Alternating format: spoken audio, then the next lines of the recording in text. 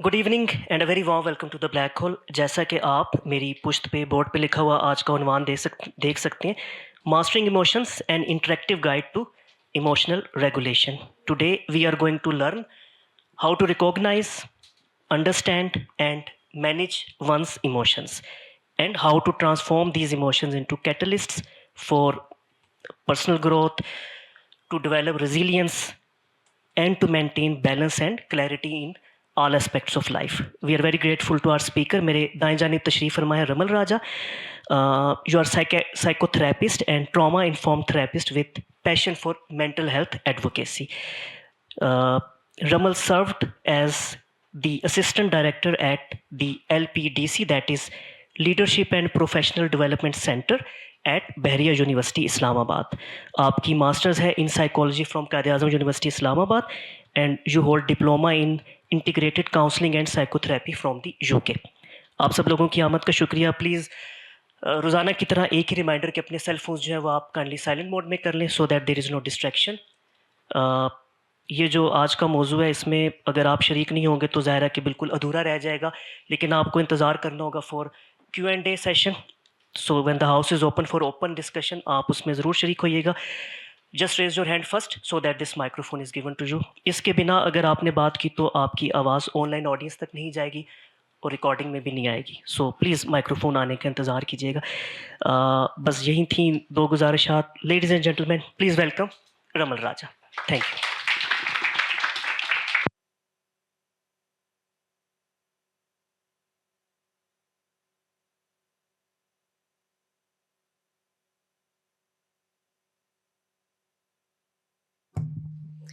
Hi. Oh my God, this is so disturbing. I just need to get used to it. Sorry. All right. So, hello everyone. This is my second session here, and first session में मैंने बहुत enjoy किया था, and audience का feedback भी बहुत अच्छा था.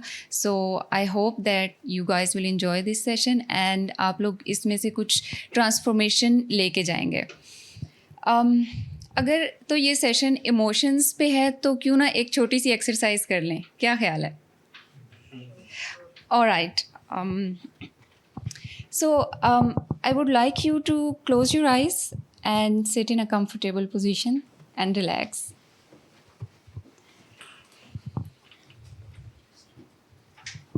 And let go.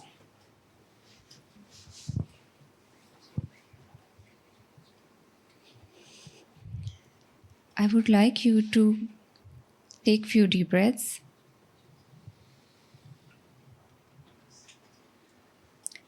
Inhale from your nose. Hold in your belly.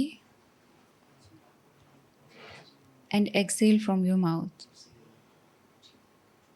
And relax and let go. Close your eyes and relax. Your arms loose, shoulders loose, your body loose, and relax. I would like you to feel the floor under your feet and the sofa you're sitting on, as at this moment you are relaxed and you are safe. And this floor is holding you and you are grounded.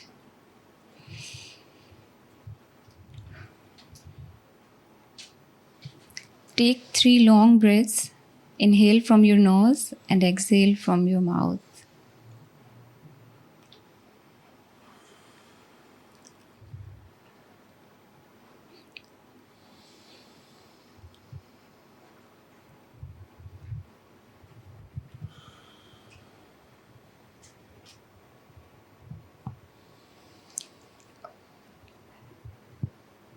So, while focusing on your breath, I would like you to pay attention to your body, all the organs in your body, from toe to head. Pay attention to your feet, and your feet are relaxed. Pay attention to your legs, and your legs are relaxed. And like this, pay attention to your whole body from toe to head, like you are scanning your body.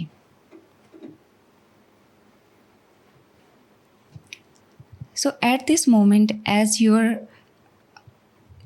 kind of observing your body, as you are aware of your body, try to identify what emotion are you feeling. Try to connect with your feelings. What are you feeling? And the answer will come up.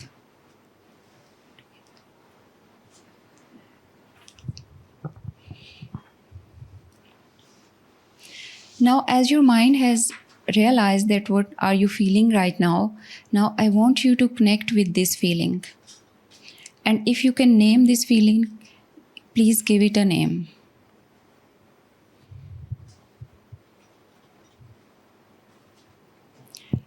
Now, as you know that what are you feeling, I would like you to just identify that what part in your body you are feeling this.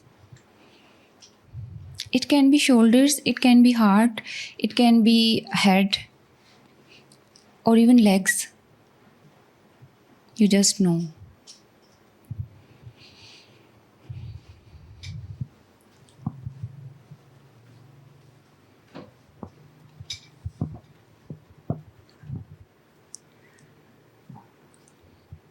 As till now, if you have identified your feeling and which part you're feeling it, and you know the name of this feeling, I would like you to just ask this feeling, what does it want? And if it has a color, you just know.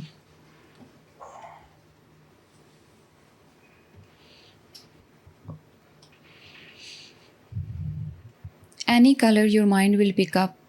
And if you ask anything from this feeling, it will reply.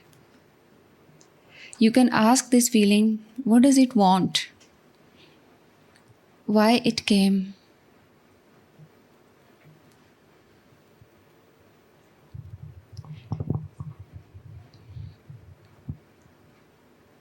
And most importantly, where is it coming from? And the answer will come up, you just know.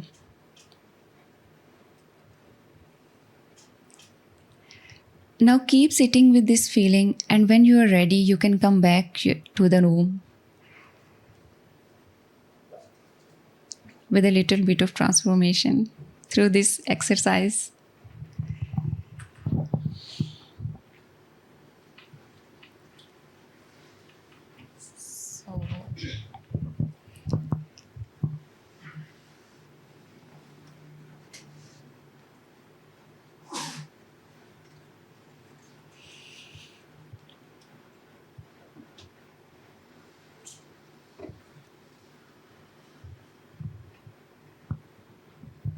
Whenever you are ready, you can come back to the room.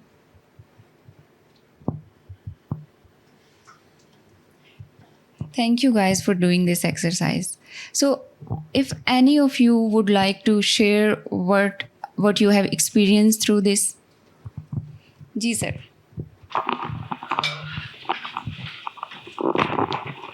Ji, thank you for this. Thank you to Black Hole for the forum and yourself for the lecture. What the feeling that I got was that of confusion. The colors it had was a zigzag of green, yellow, and orange, and it was coming from inside me, basically from my mind, whatever that means. Okay. Thank you so much for sharing, but I would like to know if it told you anything. That what does it want?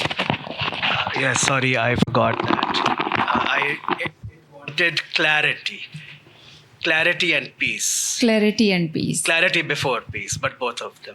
Beautiful. Thank you so much, sir, for sharing this with us.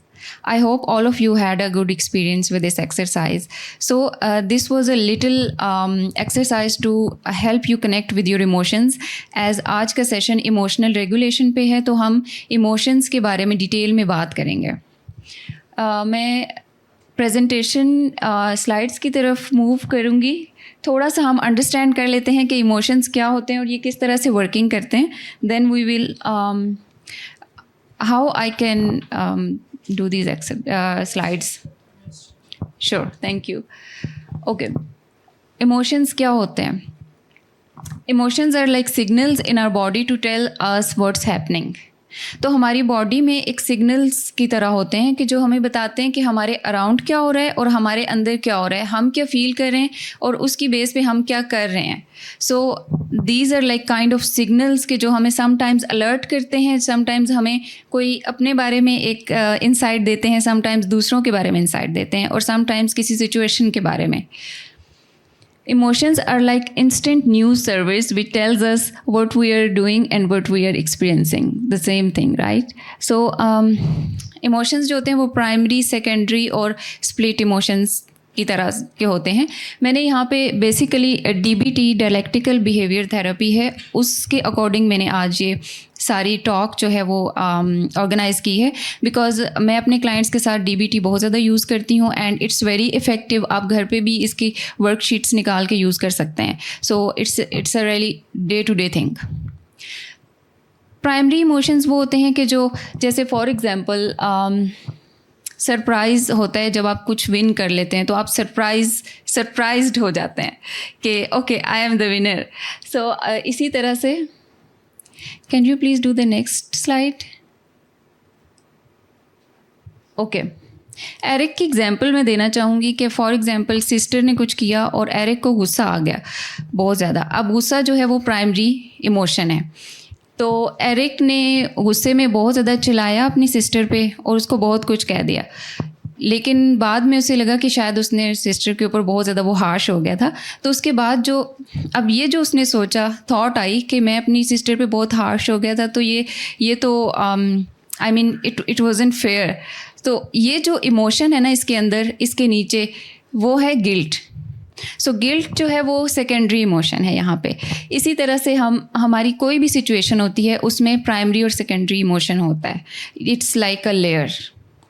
अब अगर split की बात करें, split emotion की, तो उसकी मैं एक छोटी सी एग्जांपल दूंगी. फॉर एग्जांपल अ गर्ल जो कि बड़ी हुई हैं अपने फादर के बगैर. तो अब आफ्टर 20 ईयर्स उनके फादर उनसे मिलना चाहते हैं, उन्होंने कांटेक्ट किया उनसे. तो दैट गर्ल, लेट्स नेम हर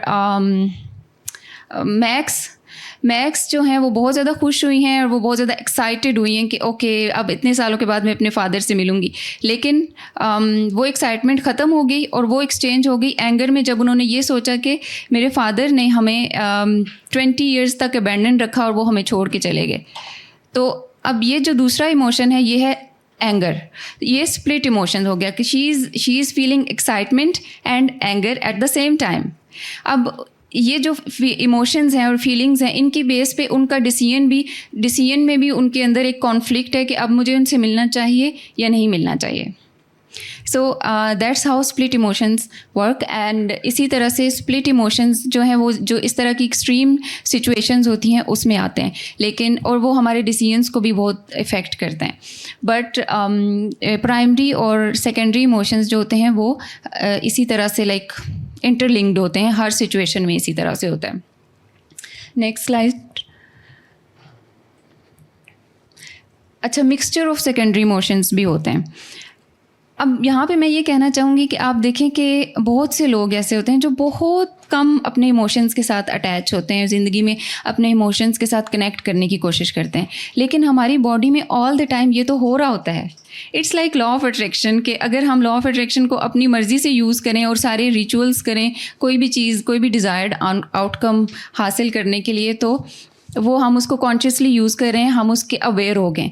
लेकिन अगर हम नहीं करते, अगर हम उसको मानते नहीं हैं, तो ये वर्किंग तो कर रहा है, क्योंकि जो हम सोचते हैं वो हो रहा होता है ऑल द टाइम, और हम खुद अपनी रियलिटी बिल्ड कर रहे होते हैं अपनी सोच की बेस पे. And it's like that emotions are working all the time. हम इंसान जो हैं वो इमोशनल बीइंग्स हैं, लाइक इमोशंस की बेस्ड पे सब कुछ करते हैं. लेकिन जो लोग कहते हैं कि नहीं, लॉजिक इज़ एवरीथिंग, इसका मतलब है कि उनका एक डिफेंस मैकेनिज़्म है जो कि उनके इमोशंस को सप्रेस कर रहा है. और आप देखें कि अगर हम इस चीज़ इमोशनल इंटेलिजेंस बेसिकली जब हम बिल्ड नहीं करते तो we are losing a lot in life. So यहाँ पे मिक्सचर ऑफ सेकेंडरी इमोशन की मैं एग्जांपल दूंगी कि शौना की एग्जांपल, कि शौना को प्रेजेंटेशन मिलती है वर्क प्लेस पे कि आपने ये प्रेजेंटेशन करनी है. अब उस वो प्रेजेंटेशन उनको मिली तो वो एंशियस फील किया, उन्होंने नर्वस फील किया, जो कि नॉर्मल भी हो सकता है बहुत सी सिचुएशंस में, and she was feeling anxious. लेकिन जैसे जैसे दिन गुजरते गए उनके वो डिप्रेस्ड भी फील करना शुरू हो गई, सैड भी फील करना शुरू हो गई. और इसी तरह से जिस दिन प्रेजेंटेशन थी उसके नेक्स्ट डे उनके अंदर एक गिल्ट की फीलिंग आ गई कि secondary emotions with the days passing and near to deadline. हाँ, जैसे डेडलाइन करीब आती गई वो डिप्रेस्ड होती गई और सैड होती गई, that what should I do about this presentation. And then eventually okay, और उनको वर्थलेस भी फील हो रहा था कि मैं क्यों नहीं कर सकती ये, why can't I work on this, why am I unable to work on this. उसके बहुत से रीजंस हो सकते हैं, may be lack of knowledge या कुछ भी हो सकता है सिचुएशन में. लेकिन अभी हम क्योंकि इमोशंस की बात कर रहे हैं तो इमोशंस इस तरह से उनके वर्क कर रहे थे. तो इवेंचुअली जो है प्रेजेंटेशन के बाद नेक्स्ट डे को उनको गिल्ट था. गिल्ट इस चीज़ का भी हो सकता है कि अगर मैं अपने इमोशंस को मैनेज कर लेती और मैं उस पर हार्ड वर्क कर लेती, मेहनत कर लेती, तो मे बी मेरी प्रेजेंटेशन बहुत अच्छी होती and I would be the bright professional और वट एवर, राइट. सो हर सिचुएशन में ऑल द टाइम हमारे प्राइमरी इमोशन के साथ साथ सेकेंडरी इमोशन होता है और मिक्सचर ऑफ सेकेंडरी इमोशन होता है. It's like a chain of emotions all the time. So you see हमारी बॉडी में, हमारे अंदर ऑल द टाइम ये चीज़ें वर्किंग कर रही होती हैं. Next slide please. Split emotions I have already told you. So how do emotions work? Emotions are electrical and chemical signals in your body that alert you to what is happening. So signals begin with 5 senses: sight, touch, hearing, smell, taste, and signals travel to brain area called limbic system. अच्छा, ये सारा होता कैसे है अगर biologically देखा जाए इसको, तो इट्स लाइक हम सेंसेस के थ्रू कुछ भी फील करते हैं और हमारे सेंसेस के थ्रू जो है वो चीज़ ट्रैवल करती है. ब्रेन में एक एरिया होता है लिम्बिक सिस्टम, उसके तक, एंड वहाँ से लिम्बिक सिस्टम जो है वो एनालाइज करके आगे बॉडी को इन्फॉर्मेशन देता है कि अब बिहेव क्या करना है, एक्शन क्या लेना है. लाइक फॉर एग्जांपल फाइट और फ्लाइट रिस्पॉन्स जो होता है, लाइक फॉर एग्जांपल अगर आप स्ट्रीट में जा रहे हो और डॉग आपने देख लिया and you are feeling scared, तो आपके लिम्बिक सिस्टम वहाँ पे डिसाइड करेगा कि अब फाइट करना है या फ्लाइट. डेफिनेटली फ्लाइट, वो फ़ौरन से, हम सोचते नहीं हैं या हम बैठ के पहले एनालाइज नहीं कर रहे होते इस तरह की सिचुएशन में. सो हमारे ब्रेन का ये जो एक पर्टिकुलर एरिया है that really works for emotions to handle, to manage emotions. So वो हमें सिग्नल देता है कि अब आप you just have to run away. So it's like that. Emotions serve many purposes. Okay. उसमें सर्वाइव, फ्लाइट और फ्लाइट रिस्पॉन्स आ जाता है. Remember people and situation, meeting an old friend की एग्जांपल इसमें मैंने प्रिपेयर की है यहाँ पे कि आप देखें कि फॉर एग्जांपल 2 फ्रेंड्स मिलती हैं काफ़ी अरसे के बाद, बहुत सालों के बाद, और एक दूसरे को देख के स्माइल करती हैं. आप सोचते होंगे कि कुछ ऐसे फ्रेंड्स होते हैं हमारे कि जिनको हम जब भी मिलते हैं तो दोस्ती वहीं से दोबारा नहीं कि वहीं से शुरू हो जाता है सब कुछ, एंड देन वो share everything with that person, वो फीलिंग सब वैसा होता है. So it's like that. तो ये हमारे इमोशंस करते हैं कि हमने एंड जो लास्ट हमारा इंटरेक्शन था वो इमोशनली कैसा था. अगर उसमें भी बहुत अच्छी हमारी फ्रेंडशिप थी तो जब हम सालों बाद मिलते हैं तो हमारी फ्रेंडशिप वहीं से स्टार्ट होती है और एक स्माइल के साथ स्टार्ट होती है. लेकिन अगर ऑन द अदर हैंड अगर किसी बैड नोट पे एंड हुई हो तो आप देखेंगे कि बहुत सालों बाद एक बहुत एक डिस्गाइज की फीलिंग आती है, फेशियल एक्सप्रेशन भी उसी तरह हो जाते हैं उस फ्रेंड को देख के. सो ये इमोशंस हमें बेसिकली हेल्प करते हैं पीपल और किसी भी पर्टिकुलर इवेंट या सिचुएशन को रिमेंबर करने में, रिकॉल करने में. अदरवाइज़ तो हमें याद ही ना रहे कि हम क्या हुआ था पास्ट में. Communication with others, it's the same, क्योंकि कम्युनिकेशन होती है थ्रू हमारे फेशियल एक्सप्रेशन के पहले, हमारी बॉडी लैंग्वेज के थ्रू पहले कम्युनिकेशन होती है, उसके बाद हम कन्वर्सेशन स्टार्ट करते हैं. तो इट्स लाइक पहले उन्होंने स्माइल किया जब वो दोनों फ्रेंड्स मिली because they knew that their friendship is really good. It helps us to avoid pain and then seek pleasure.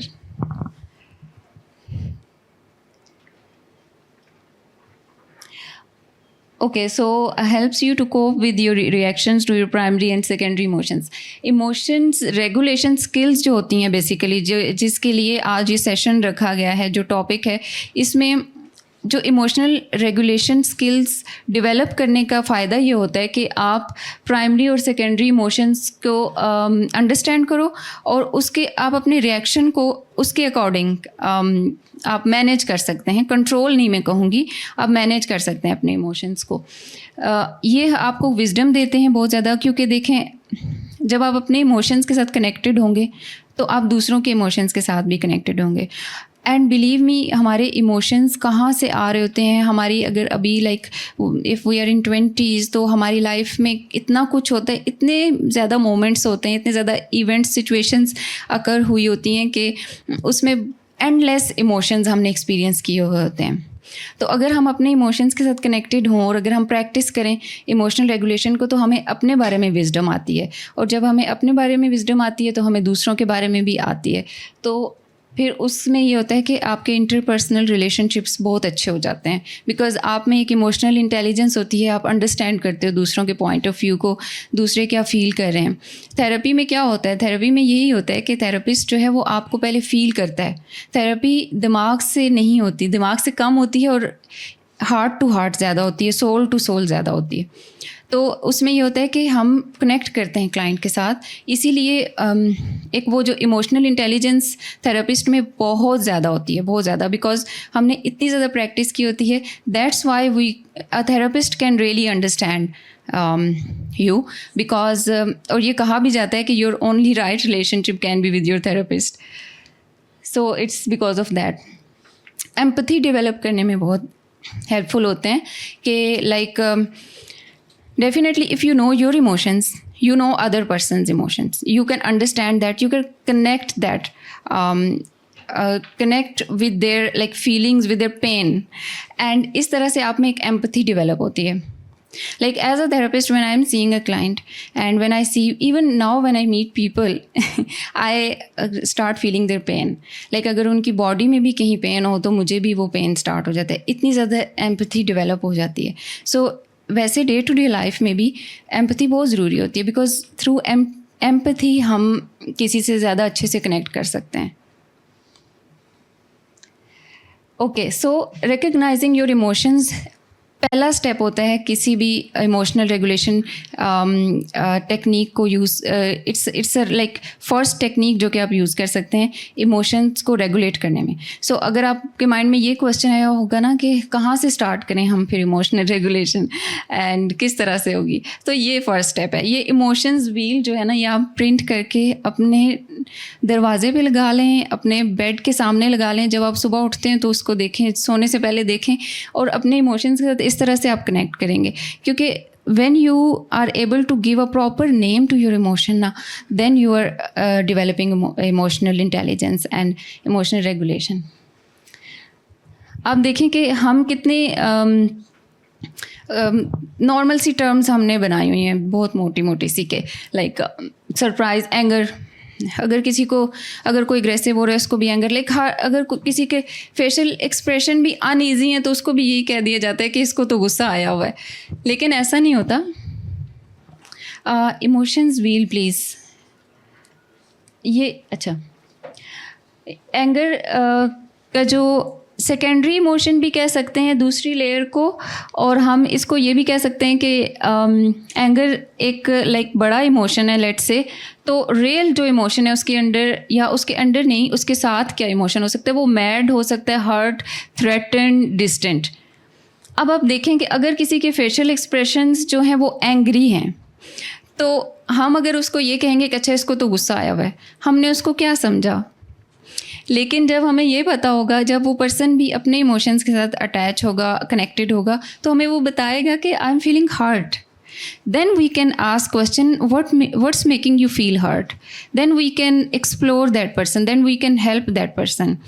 Otherwise, अगर, और sometimes mostly अगर आप में इमोशनल इंटेलिजेंस नहीं है तो आपको खुद भी नहीं पता होता कि what I am feeling at this time. But अगर आपको खुद ही नहीं पता कि आप क्या फील कर रहे हो, तो फिर आप दूसरों को कैसे बता सकते हो कि मैं क्या फील कर रहा हूँ. इसी तरह मैड और थ्रेटेंड और डिस्टेंट. फियर के आगे इस तरह के इमोशंस हैं, स्केर्ड, एंशियस, रिजेक्टेड, इनसिक्योर. अब एक फियर जो है, फियर एक बहुत वास्ट टर्म है, लेकिन उसके अंदर इनसिक्योर फीलिंग्स हैं. रिजेक्टेड कभी किसी ने आपको ये कहा है कि I am feeling rejected? No, they are just like, I mean I don't know यहाँ पे क्या कहते हैं, बट क्योंकि like as a therapist when we talk, जो हमारे सर्कल में बात होती है तो हम इस तरह से लाइक बहुत डीपली इस तरह से ही बात करते हैं कि I am feeling rejected, I am feeling insecure, but usually जो है वो इस तरह से बात नहीं होती. सो आप आज मुझे बताएंगे कि आप किस तरह से यूज़ करते हैं इन टर्म्स को. इसी तरह sad, disgust, happy.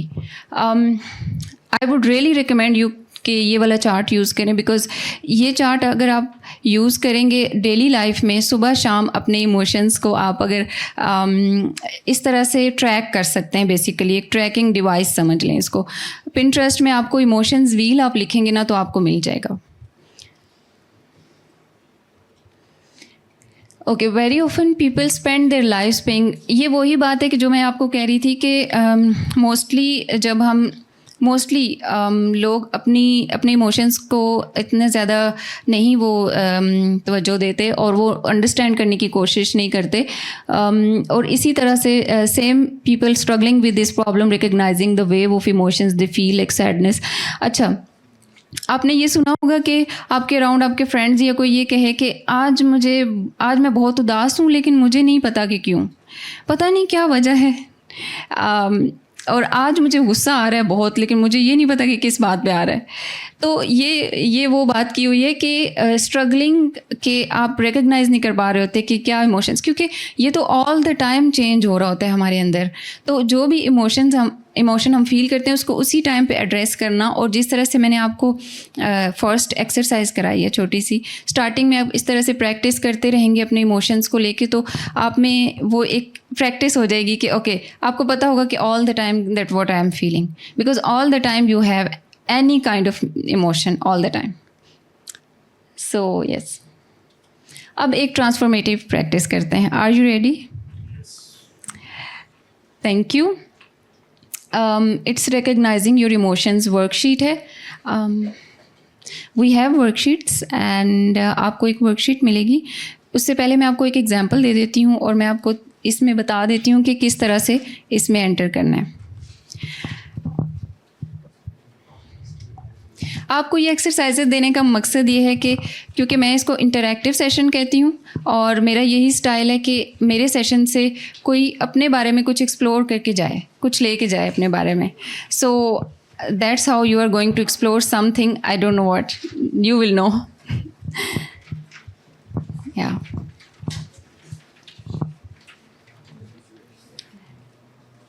Okay, so I would request you कि थोड़ा सा अगर आप अपने माइंड पे कुछ सेकंड्स, 30 सेकंड्स अपने आंखें बंद करके सोचें कि आपके माइंड में कोई एग्जांपल आए, लाइक कोई ऐसा करंट इवेंट हुआ हो, कोई ऐसी सिचुएशन हैपन हुई हो कि जिसमें आपने इंटेंस इमोशंस फील किए हों, कोई बहुत ज़्यादा गुस्सा फील किया हो या फ्रस्ट्रेशन फील की हो, इंटेंस इमोशन फील किया हो, रिसेंटली कुछ क्या हुआ है, वो आपके माइंड में खुद ही आ जाएगा. आपका माइंड खुद ही पिक कर लेगा. Just pay attention to it.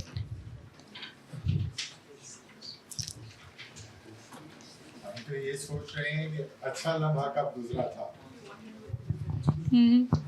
आपको गुस्से के लम्हे याद करने का कह रही हैं. आप सोच रहे हैं कि वो कौन सा अच्छा लम्हा था जो गुजरा. That's really beautiful thinking and हम इस बारे में भी बात करेंगे आगे जाके, क्योंकि जब हम अपने नेगेटिव इमोशंस को ड्रेस कर लेते हैं ना, उसके बाद हम खुशी की तरफ आते हैं, हम जॉय की तरफ आते हैं.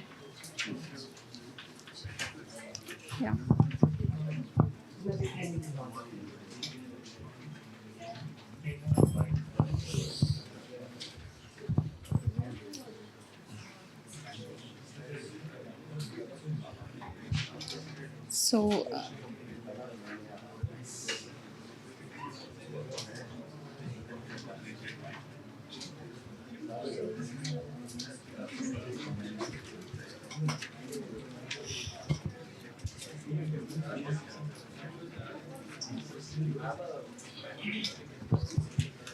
Sorry, pen. He is giving you. Sorry.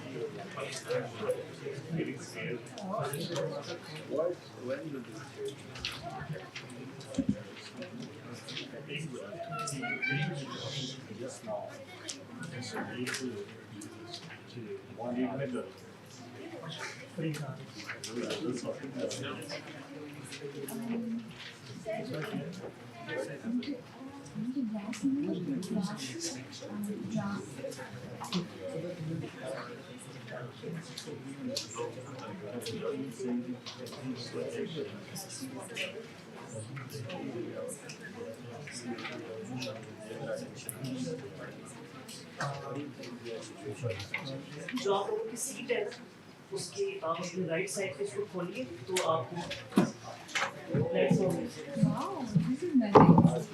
Thank you.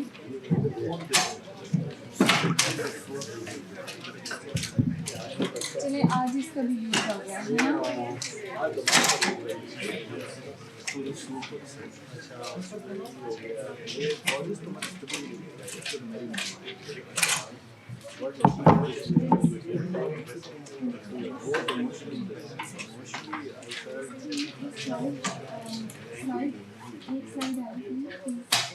Just for a moment. Slide.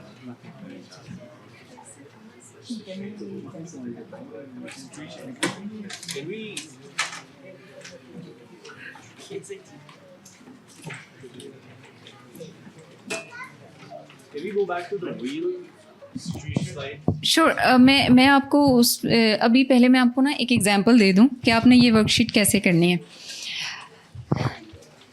Let's suppose a character Lisa. Lisa काम से घर आती हैं और उनके हस्बैंड ड्रंक होके सोफ़े पे लेटे हुए होते हैं, पड़े हुए होते हैं, राइट।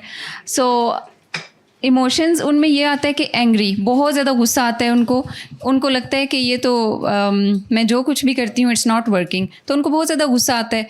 एक्शन ये होता है उनका कि वो स्क्रीम करना शुरू हो जाती हैं और उनको इस तरह के वर्ड्स बोलती हैं कि जैसे वर्थलेस, ड्रंक एंड इस टाइप के वर्ड्स बोलती हैं। अब आप हमारी उर्दू या पंजाबी में इमेजिन कर सकते हैं कि वो क्या वर्ड्स बोले होंगे उन्होंने। सो वांटेड टू हिट हिम।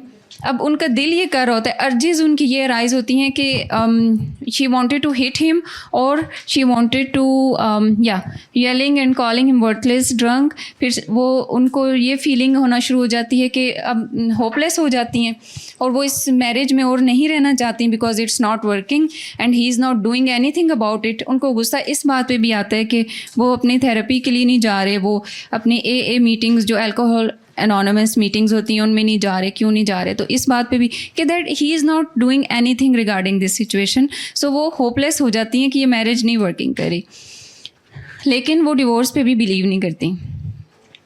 सो वो वॉशरूम में जाती हैं और अपने आप को लॉक कर लेती हैं और इसी तरह से वो उनके माइंड में एक्सट्रीम किस्म के आइडियाज़ आते हैं। एंड देन वो सारी सिचुएशन जब डिज़ोल्व हो जाती है when she goes to bed for sleep, तो वो अलार्म लगाना भूल जाती हैं और जब सुबह वो ऑफिस जाती हैं तो वो बहुत लेट ऑफिस जाती हैं बिकॉज उन्होंने अलार्म नहीं लगाया होता और वो इमोशनली बहुत ज़्यादा टायर्ड भी होती हैं। सो बॉस से उनकी बॉस जो है he scolded her and then what's the result कि वो अपने ज़ाहिर है आपकी एक वो क्रेडिबिलिटी जो है वो ख़त्म हो जाती है वर्क प्लेस पे, इस तरह की अगर चीज़ें ज़्यादा होना शुरू हो जाएं। तो आप ये देखें कि इसके इफ़ेक्ट्स क्या हैं, इसके इफ़ेक्ट्स या डेली लाइफ में इसकी मैनिफेस्टेशन क्या है कि साथ में दोनों पार्टनर, एक की तो ऑलरेडी वर्किंग नहीं करी लेकिन दूसरे पार्टनर की भी साथ में लाइफ ओवरऑल वर्किंग करना नहीं कर रही किसी भी एरिया में, क्योंकि सारे एरियाज़ जो हैं वो इफ़ेक्ट हो जाते हैं इस तरह से। सो ये एग्जाम्पल है। अब स्लाइड पीछे करेंगे प्लीज़। ओके अब आपने इस तरह से अपने माइंड में कोई रीसेंट इवेंट ऐसा हुआ जिसमें आपने इंटेंस इमोशंस फील किए हों, वो आपके माइंड में आ जाएंगे अगर आप थोड़ा सा सोचेंगे तो, लाइक खुद ही पॉप अप हो जाएगी कोई ऐसी सिचुएशन। आपने डिसाइड कर ली सिचुएशन, ग्रेट। अब आपने ये करना है कि ये क्वेश्चंस हैं, ये जो आपने अपने आप से पूछने हैं, ये रिफ्लेक्टिव क्वेश्चंस हैं और आपके रिस्पॉन्सेज वहाँ पे होंगे जो आप सोच के अपने आप में एक रिफ्लेक्शन के उसमें जाकर आप लिखेंगे। Like what did the situation when did the situation happen, कब सिचुएशन हैपन हुई है, कि रिसेंटली हुई या बहुत पहले हुई थी, हैपन क्या हुआ था एग्जैक्टली, इवेंट क्या था, वो आपने लिखना है। लाइक थोड़ा थोड़ा सा लिखना है, बहुत ज़्यादा पूरी बुक नहीं। Why do you think that situation happened, कि ये सिचुएशन क्यों हुई, कॉजेज़ जो हैं वो लिखने हैं। How did the situation make you feel both emotionally and physically, try to okay. आपने इसमें ना प्राइमरी और सेकेंडरी इमोशन लिखना है और अगर स्प्लिट इमोशन भी है तो वो भी आप मेंशन कर सकते हैं। What did you want to do as a result of how you felt? आप क्या करना चाहते हैं, आपकी अर्जेस क्या थी, कि आपको जैसे लीज़ा को का दिल कर रहा था कि she wanted to hit her husband, she wanted to leave this marriage, तो ये इस तरह की अर्जेस जो हैं, एक्सट्रीम अर्जेस।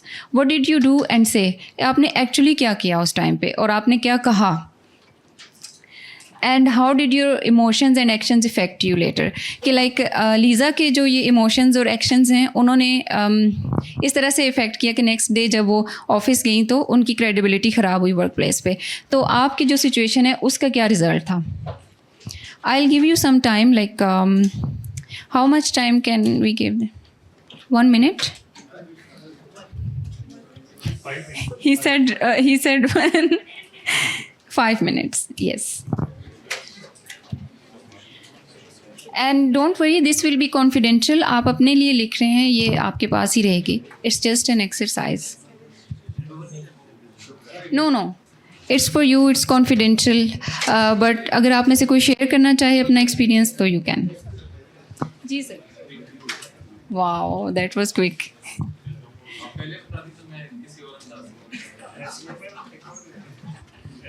आप पेज के उल्टे साइड पे लिख सकते हैं दोबारा। कोई रीसेंट सिचुएशन पिक कर लें। Okay, sure. जी थैंक यू। आप प्लीज़ एक्सप्लेन कर दें थोड़ा सा ब्रीफली प्राइमरी और सेकेंडरी इमोशंस को आपने शुरू में बताया था, लेकिन अगर आप इट्स ओके मैं बता देती हूँ। While they are doing this exercise मैं आपको बता देती हूँ। प्राइमरी इमोशंस वो होते हैं जब भी कोई सिचुएशन होती है राइज, तो एक इमोशन जो सरफेस पे होता है, कि जैसे मैंने एग्जांपल दी थी, जैसे फॉर एग्जांपल बहन भाई आपस में लड़ते हैं तो बहन ने चार्जर उठा लिया भाई से पूछे बगैर, तो भाई को गुस्सा आ गया। अब ये जो गुस्सा है ये प्राइमरी इमोशन है, लेकिन भाई ने अब उसके एक्शन में ये किया कि बहन को बहुत ज़्यादा डांट दिया, बहुत ज़्यादा हार्श वर्ड्स में। तो बाद में उनको ये ख्याल आया दूसरे दिन कि मैंने तो अपनी बहन को बहुत ज़्यादा कुछ सुना दिया, it wasn't a big deal. तो अब ये जो थॉट आ रही है ये उनमें गिल्ट का इमोशन क्रिएट कर रही है, उनको गिल्ट हो रहा है। तो गिल्ट जो है वो सेकेंडरी इमोशन है, और हर सिचुएशन में बहुत सारे इमोशंस सेकेंडरी प्ले कर रहे होते हैं और इंटरलिंक्ड भी होते हैं। अच्छा, इस गिल्ट के रिजल्ट में वो कुछ करता है या नहीं? यानी गिल्ट आया तो डैडी से सॉरी टू माय सिस्टर, या डैडी से आई एम सॉरी यार, वाज एन एंगर, तो वो थर्ड इमोशन जो है जिसमें वो डर के कहेगा कि आई एम सॉरी, वो क्या होगा? Guilt is a second emotion जो कि इस थॉट से रिलेटेड है कि अच्छा मैंने अपनी बहन को कुछ ज़्यादा ही कह दिया, इट वॉज़न्ट अ बिग डील। तो अब अगर वो सॉरी कर लेंगे, तो अगर उनकी सिस्टर उनका सॉरी एक्सेप्ट भी कर लेती हैं, तो उसके बाद जो इमोशन होगा ना वो हैप्पी इमोशन होगा कि ओके रिलीव्ड। या लेकिन बाज़ पर्सनालिटीज ऐसी होती है जो वो डांट के फिर गिल्ट की फीलिंग भी नहीं आती, so they continue with that anger and that distance for years. Exactly. Personalities का भी तो उसमें रूल है कि एक शख्स है उसको गुस्सा आता है लेकिन 5 मिनट बाद ही नॉर्मल। एक शख्स है जिसने गुस्सा किया है, he carries it all along वो नर्चर कर रहे हैं उस ग्रज को भी, उस एंगर को भी, उस फीलिंग को भी। बस हो गई मेरी आवाज़। बिल्कुल सर, आप अब ये जो इस तरह की जो पर्सनालिटीज़ होती हैं ना, फिर बहुत सारे और फैक्टर्स प्ले हो रहे होते हैं। चाइल्डहुड ट्रॉमा भी हो सकता है, नार्सिसिस्टिक पर्सनालिटी भी हो सकती है, या कोई और हार्ट ब्रेक होता ये है कि जब हम इमोशंस को एड्रेस नहीं करते ना राइट टाइम पे, वो बिल्ट अप होते रहते हैं, वो इतने ज़्यादा बिल्ट अप हो जाते हैं, क्योंकि जब हमने अगर एक नेगेटिव इमोशन आया उसको हमने एड्रेस नहीं किया, तो होता ये है कि उसी टाइप की हम एक और सिचुएशन क्रिएट करते हैं, हमारा सबकॉन्शियस माइंड क्रिएट करता है, वो साइकिल क्रिएट करता रहता है उसी तरह का इमोशन हासिल करने के लिए, फील करने के लिए, ताकि ये रिज़ॉल्व हो। अब जब वो रिज़ॉल्व नहीं होता तो वो एक बहुत ज़्यादा एक ट्री बन जाता है अब, लेकिन वो इसी तरह से फिर बिकॉज दे डोंट नो कि इनको रेगुलेट कैसे करना है इमोशंस को। तो जब बहुत सारे नेगेटिव इमोशंस इकट्ठे हो जाएं, बहुत सारे ऐसे इवेंट्स हो जाएं जिन्होंने एक ही तरह का इमोशन क्रिएट किया हो, तो फिर इस तरह की पर्सनालिटीज़ रिजिड हो जाती हैं, because they don't know what to do. या श्योर, इमोशनल चार्ट निकालेंगे प्लीज़। सो आपने ये देखा होगा अपने अराउंड के कुछ लोग कहते हैं कि मेरे साथ ही हमेशा ऐसे क्यों होता है, मुझे ही हमेशा धोखा क्यों मिलता है, मेरे ही रिलेशनशिप वर्क क्यों नहीं करते, सिर्फ मेरे गर्लफ्रेंड बॉयफ्रेंड ही हमेशा मुझे चीट करते हैं। तो इस तरह के आपने बहुत फ्रेजेस सुने होंगे अपने अराउंड। तो ये क्यों होते हैं? क्योंकि एक दफ़ा जब वो नेगेटिव सिचुएशन आई, उसने आपके अंदर एक multiple primary secondary split emotions create किए, आपने उस टाइम पे उसको एड्रेस नहीं किया, वो दोबारा सिचुएशन अराइज हुई, बिकॉज यूनिवर्स आपको वो इस तरह की सिचुएशन बार बार देती है ताकि आप उसको हील करें, आप उसको एड्रेस करें। लेकिन जब हम नहीं करते तो वो होता रहता है, साइकिल चलता रहता है, और इंसान कंप्लेन करता है यूनिवर्स से, अल्लाह से, कि ये मेरे साथ ही क्यों होता है, विक्टिमहुड में चला जाता है। So it's that. So you see how is it important to address your emotions and everything which is going inside your subconscious.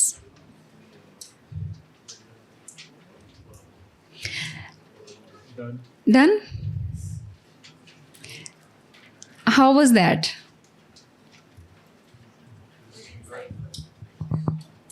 Thank you. Anyone would like to share?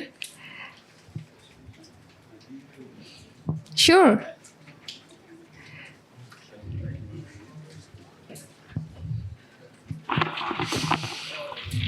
So this event happened about a week ago, and I was having a really good day, you see, and the weather was really nice. It was raining a little bit, and there was puddles on the ground, and this one guy decided that it would be very funny to splash me with water and drench me while I was walking back home from school. And my primary emotions were anger, my secondary emotion were annoyance, and I wanted to hit him and drench him in water and hoped that he would go to hell. And also, I couldn't even do anything because the man just ran away like a scaredy cat, and I cursed the man in my heart because there's nothing else I could do. My short-term emotions were annoyance, and long-term emotions were also annoyance, and I wanted to take revenge. I'm still very annoyed right now. Thank you so much for sharing. And I would say that Gen Z are really good at addressing their mental health and emotions and stuff. So I really appreciate that. Thank you. Sorry? Wow, then you are a step ahead than all of us. Thank you so much for sharing. So you see, I hope कि ये जो exercise है ये आपके लिए काफ़ी transformative रही होगी. Something may be you have explored, लेकिन अगर आपने नहीं भी किया आज अभी राइट नाउ, तो आप जब घर जाएंगे may be you will get a dream में आपके कोई ना कोई रियलाइजेशन आ जाएगी. It's an on going process. So I hope it works.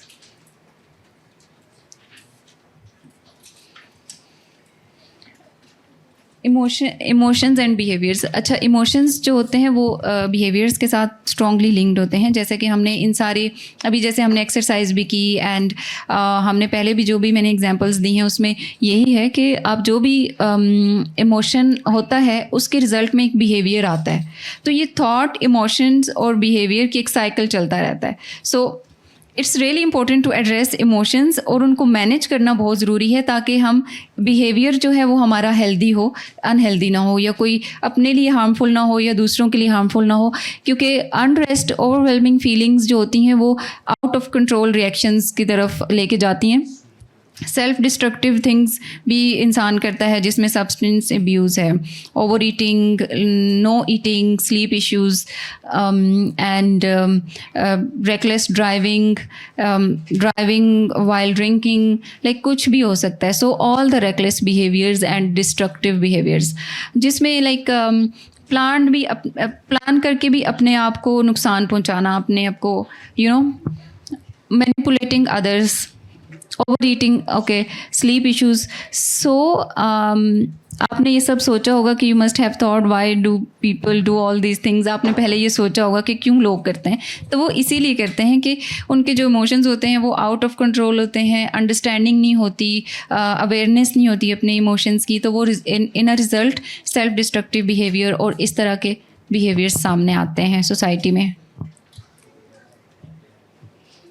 अच्छा, ट्रिगर थॉट्स भी होती हैं। जैसे ये सारे जो सेंटेंसेस हैं आपने कहीं ना कहीं शायद आपने भी यूज़ किए हों या आपने अपने अराउंड भी सुने हों कि अगर कोई भी सिचुएशन ऐसी हो कि जिसमें कुछ गलत हो जाए तो इंसान इस तरह से सोच लेता है कि I M absent mind, I am an idiot. अगर कोई चीज़ गुम हो जाए लेट्स से, तो ये थॉट पॉप अप हो जाती है। इसी तरह I can't do anything right, I am a failure, I am incompetent, I am not good enough, no one cares about me, I can't trust anyone, I am going to be alone forever, people always hurt me. इसी तरह की और बहुत सी एक पूरी list है DBT में। तो ये जो ऑटोमेटिक थॉट्स होती हैं ना, ये जो ट्रिगर्स होते हैं, ये अगर जैसे कोई सिचुएशन अच्छी नहीं गई या आपसे कोई गलती हो गई है तो आपके माइंड में जो ये थॉट पॉप अप होती है ना, इसको उस टाइम पे मैनेज करना, कंट्रोल करना बहुत ज़रूरी है। क्योंकि जब ये थॉट पॉप अप हो जाती है तो उसके बाद सिचुएशन वर्स हो जाती है। आप अपने आप के बारे में और ज़्यादा विक्टिम हुड में चले जाते हैं या एक नेगेटिविटी की तरफ चले जाते हैं। सो इसी तरह से हाँ बिल्कुल, अगर ऐसी कोई थॉट पॉप अप हुई है तो आप डेफिनेटली ये इन्फ्लुएंस करेगा कि आप आगे क्या फील कर रहे हैं अपने बारे में। When something goes wrong a thought pops up and if it's your emotions and behaviours, okay, ये हो गई है। Float the thought.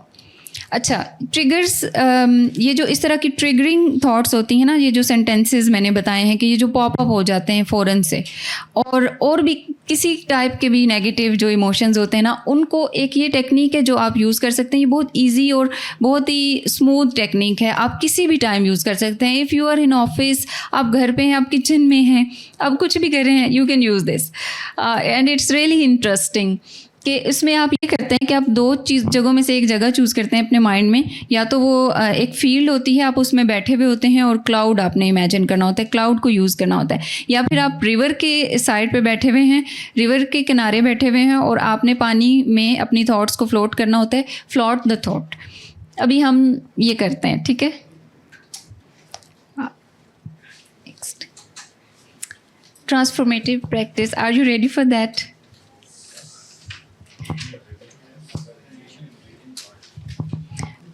Is everyone ready? Do you want to do this transformative practice or not? अगर नहीं तो मैं वैसे बता देती हूँ। You want to experience? Great, then let's do it. So again, I would like you to sit in a comfortable position and relax and do some deep breathing.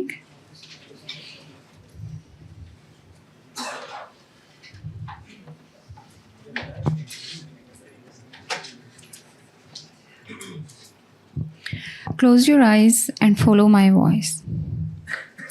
Your legs loose, arms loose, shoulders loose, and relax and let go.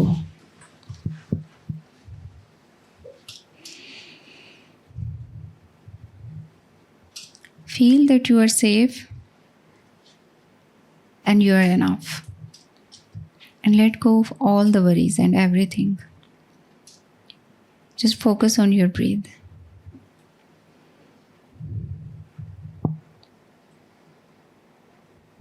Feel the floor under your feet and the sofa you are sitting on. And at this moment, you are relaxed, you are complete, you are whole.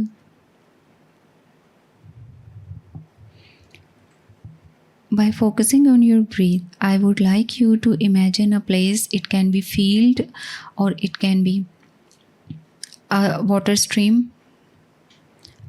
आप अपने आप को imagine करें कि या तो आप एक फील्ड में बैठे हुए हैं, खुली जगह पे, एक बहुत अच्छी नेचुरल जगह है, या फिर आप किसी दरिया के किनारे बैठे हुए हैं. अब मैं चाहूँगी कि आप इमेजिन करें, अपनी थॉट्स को ऊपर आने दें सरफेस पे. आपका माइंड खुद ही पिकअप कर लेगा जो भी इम्पोर्टेंट थॉट्स हैं, जो लेट गो करने वाली हैं, उनको. I would like you to just observe these thoughts. Don't feel them, just observe. जैसे हम किसी चीज़ को थर्ड एंगल से ऑब्ज़र्व करते हैं. और अगर आप फील भी कर रहे हैं तो it's okay. But this exercise is not reliving anything. It's just to observe your thoughts and let them go. तो जैसे आपके माइंड में थॉट्स आ रही हैं, उनको आप ये इमेजिन करें. अगर ये क्लाउड, आपने ये फील्ड चूज़ की है वहाँ जहाँ पे आप बैठे हुए हैं, तो इमेजिन करें कि क्लाउड्स हैं और आपकी वो थॉट्स ऊपर जाके क्लाउड्स में गुम हो जाती हैं.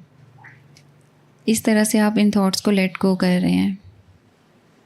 और अगर आप दरिया के किनारे बैठे हुए हैं तो आप ये इमेजिन करें कि आपकी थॉट्स वन बाय वन करके पानी में बह रही हैं.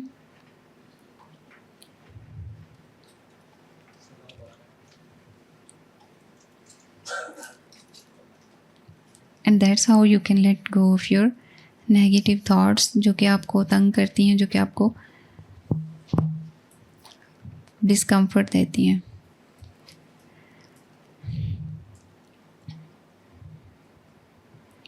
तो जैसे जैसे आपकी थॉट सरफेस पे आ रही हैं, उनको इसी तरह से लेट गो कर दें.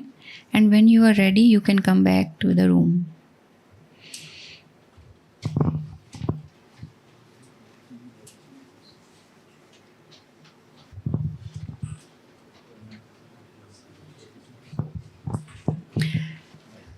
With the count of 5, you can come back to the room. 1, 2, 3, 4, 5. How was that? Was that helpful?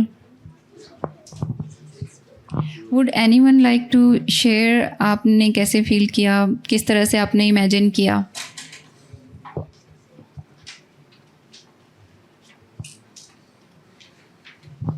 Would anyone like to share the experience?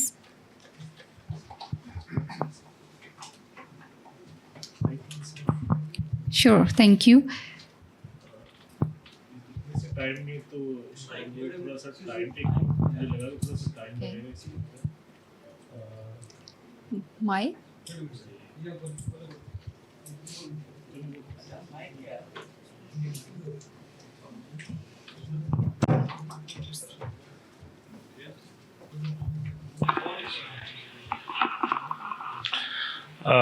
I think ये जो टाइम था भी इतना कम था कि वो थॉट्स को गैदर करने में, और मुझे ये फील हुआ कि थोड़ा सा ज़्यादा टाइम लग सकता है थॉट्स को इकट्ठा करने में और फिर उस पर वर्क करने में. तो इतने से टाइम में तो मैं तो नहीं कर पाया, बाकियों का आई थिंक मुझे पता नहीं.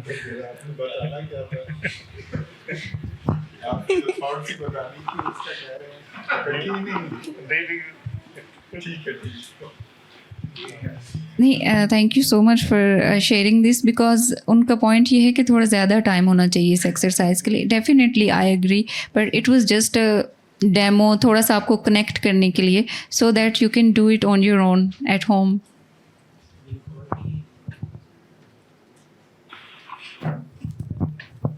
अच्छा, ये भी चांसेस हो सकते हैं जैसे मेरे साथ हुआ है कि राइट नाउ पहले कुछ एक्सरसाइजेज किए हैं तो बड़ा रिलैक्स फील कर रहे थे और पॉजिटिव थॉट्स आ रहे थे. तो अभी कोई नेगेटिव थॉट नहीं आ रहा था और पॉजिटिव आ रहे थे, तो वो भी दरिया में बह गए।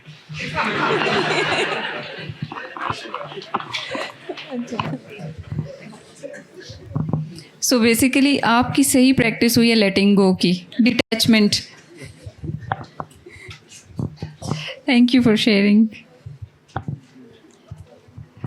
Alright, so you know sharing से पता है होता है ये, आपको लगता होगा कि it doesn't make an effect कि जब आप शेयर करते हैं, बट इसका ह्यूज इम्पैक्ट होता है, because being vulnerable is really important in our society. आप देखें कि बहुत से ऐसे वर्ल्ड वाइड जो पॉडकास्ट्स हैं आजकल, उसमें बहुत डीपली बात हो रही है। It's really like a therapy, like a therapy on TV.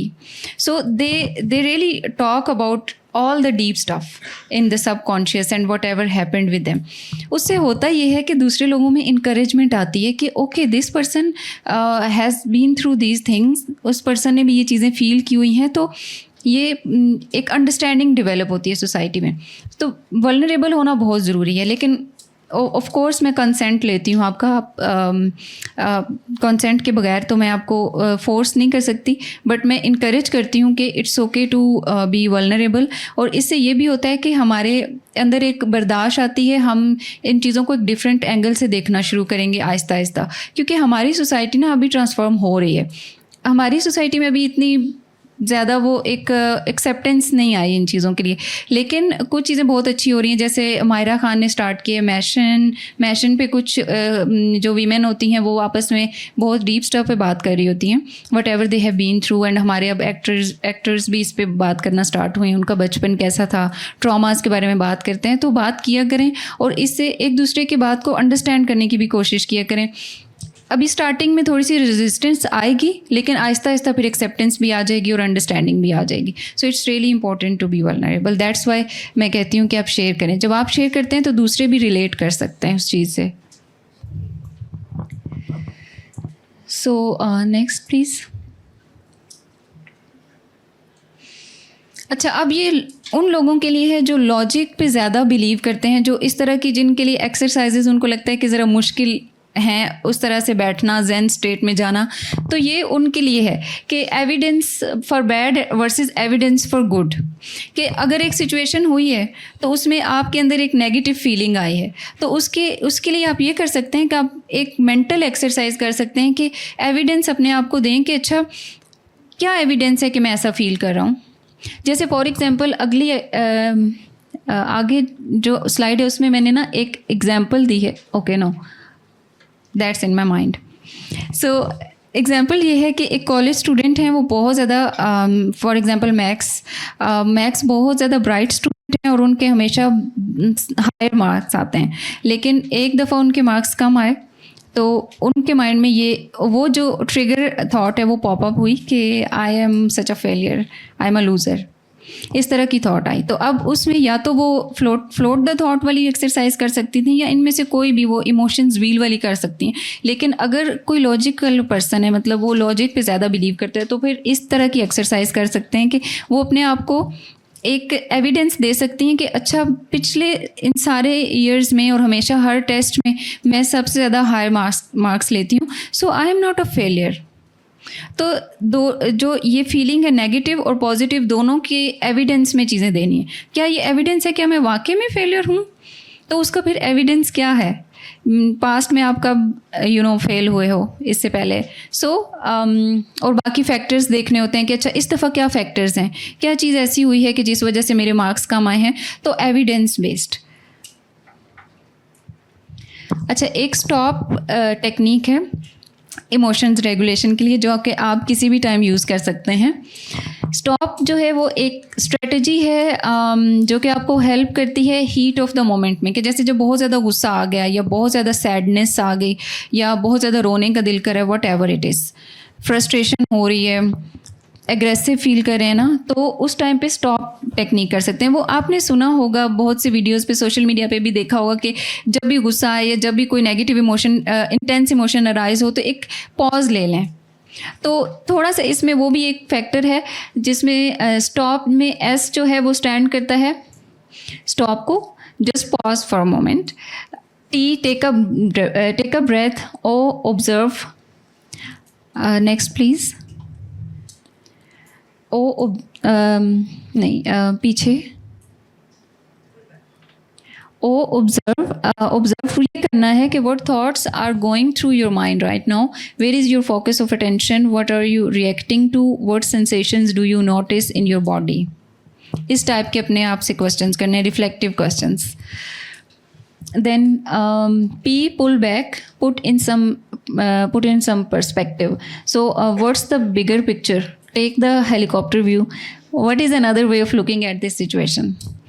वैसे भी कोई भी सिचुएशन हो तो आपको डिस्कम्फर्ट दे रही हो कोई भी सिचुएशन, तो उसमें आप अपने आप से ये क्वेश्चन कर सकते हैं कि how can I look at this situation differently. Practice what works, proceed. What is the best thing to do right now for me, for others, for the situation? Yeah. What can I do that fits with my values? Do what will be effective and appropriate. क्योंकि जब आप एक step back लेते हैं ना तो फिर आप ये बाकी सारी चीज़ों पे रिफ्लेक्ट कर सकते हैं. लेकिन अगर आप अब यही सारा तो चैलेंज ही ये है, स्टेप बैक कैसे करना है. अब ये बहुत ज़्यादा प्रैक्टिस से आती है ये चीज़, बहुत ज़्यादा. And believe me, I have been through this. Like I wasn't like this forever, कि मुझे ये नहीं था कि मैं हमेशा से ही चीज़ों को, इमोशंस को इस तरह से हैंडल कर सकती थी या मेरे में इमोशनल इंटेलिजेंस थी. But I practised a lot, like a lot. Daily basis पे आपको इन चीज़ों की प्रैक्टिस करनी होती है, otherwise they just go away. I mean आप, और फिर अपने आप को एनालाइज भी करना होता है, अपने आप को जज नहीं करना होता कि अच्छा एक दफ़ा चलें मुझे गुस्सा आया, मैंने रिएक्ट कर दिया, मैंने कोशिश तो की ना थोड़ा सा स्टेप बैक करके अपने ऊपर वर्किंग करने की, लेकिन थोड़ा अपने आप को अप्रिशिएट भी करना है छोटी छोटी चीज़ों के लिए, लेकिन प्रैक्टिस भी कंटिन्यूस करनी है. फिर एक पॉइंट ऐसा आता है जब आपकी इसी तरह रीप्रोग्रामिंग हो जाती है एंड आप इसी तरह से वर्किंग करते हो, right. So I hope this helped.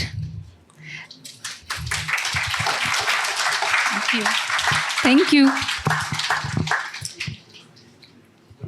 If you have any questions, you can ask now.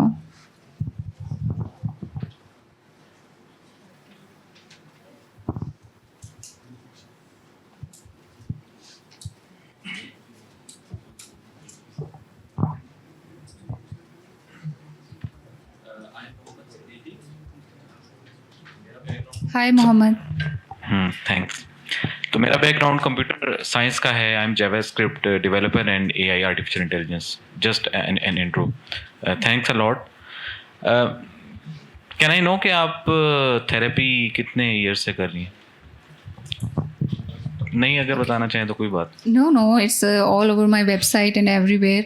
मैं like as an independent तकरीबन 7-8 साल से कर रही हूँ. गुड. अच्छा, तो मेरा क्वेश्चन इसी से रिलेटेड था, इस वजह से मैंने क्वेश्चन पूछा है.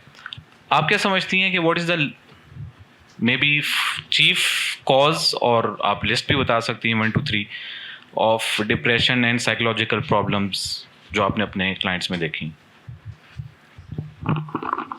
Childhood trauma,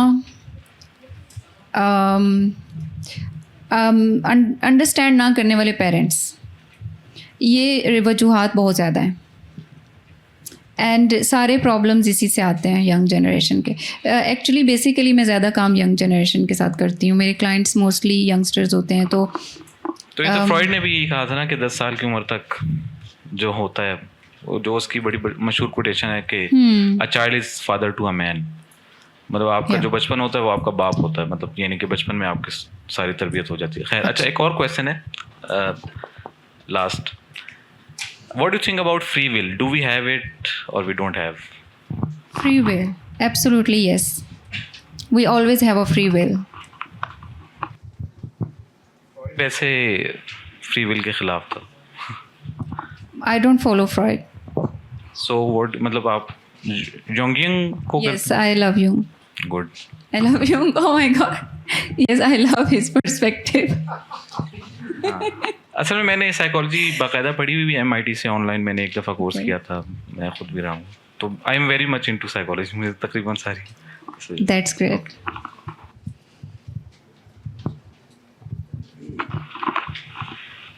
hi ma'am. Hi. अच्छा, मेरा क्वेश्चन ये है कि जिस तरह हमारी मेल डोमिनेटेड सोसाइटी है, इसमें मर्द को ये कहा जाता है कि लड़का जो भी है बालिग है तो उसको ये कहा जाता है कि आपने अपने इमोशंस पे कंट्रोल करना है, आपने मतलब कि नरम दिल नहीं होना, क्योंकि आप जब प्रैक्टिकल लाइफ में जाते हैं, आगे जाते हैं, जॉब के लिए जाएंगे, कोई कारोबार के लिए जाएंगे, जैसे ही जाएंगे तो बाहर इस तरह की सोसाइटी हमारी, इस तरह के लोग हैं कि वो आपके इमोशंस को नहीं समझते। वो आपको इस तरह की बात कर जाएंगे कि आप उसी टाइम, अगर आप इमोशंस पे कंट्रोल नहीं होगा आपके, तो आप उस सिचुएशन को हैंडल नहीं कर पाओगे सही से। काम में ले लें, मतलब वर्क प्लेस में ले लें, आप अगर कहीं जाते हैं, एम्प्लॉई हैं आप कहीं, या आपका बिजनेस अपना आपने स्टार्टअप लिया हुआ है, तो उसमें आपने मतलब हैंडल करना होता है, कस्टमर्स को हैंडल करना होता है, या फिर इस तरह के लोगों को हैंडल करना होता है, क्योंकि डाइवर्स लोग हैं हमारी इस सोसाइटी में। तो हमें ये कहा जाता है कि आपने इमोशंस पे अपने कंट्रोल रखना है, इमोशनलेस आपको होना चाहिए। तो आपका इस बारे में क्या कहना है?